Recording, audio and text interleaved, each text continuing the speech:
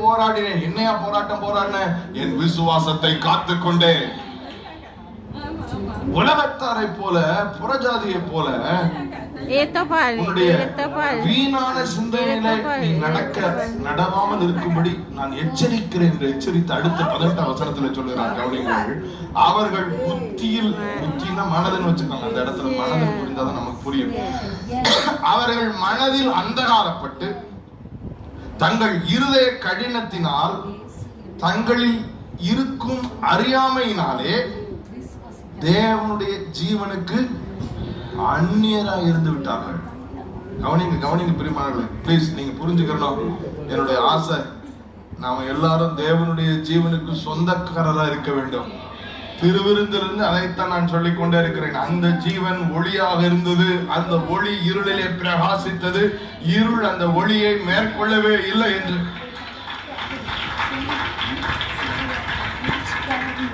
You cannot come to Mount Zion and keep talking like the worldly, like the ungodly.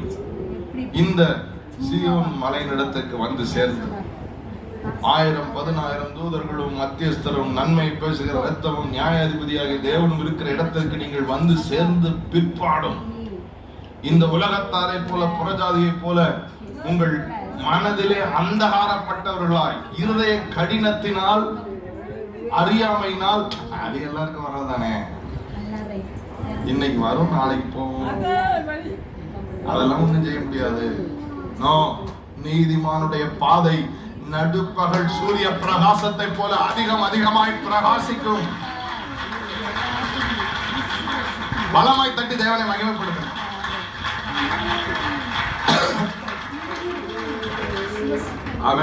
அவர்கள் மனதில் அந்தகாரப்பட்டு தங்கள் இருதய கடினத்தினால், தங்களில் இருக்கும் அறியாமையினால், தங்களில் இருக்கும் ignorance, சிலர் அறிவதே இல்லை, சிலர் இங்கே வந்தும் அறிவதில்லை. இந்த அறியாமை உங்களை எந்த சங்கடத்தில் இருக்கும் தெரியுமா? எந்த சங்கடத்தில் நிற்பீர்கள் தெரியுமா? தேவனுடைய ஜீவனுக்கு அந்நியர்களாய் வாழ்ந்துடும். You will be a foreigner to the God life, the life of God. You will be a foreigner. வெளிநாடுகளுக்கு போனா என்டர் பண்ணும்போது இமிகிரேஷன் ஒரு இடம் இருக்கு. இமிகிரேஷன் கிளியர் பண்ணணும். இமிகிரேஷன் கிளியர் பண்ணும்போது 3 வருஷம் இருக்கும். அதுல 1 வருஷம் முக்கியமான வருஷம் வந்து சிட்டிசன்ஷிப் பாஸ்போர்ட் ஹோல்டர்.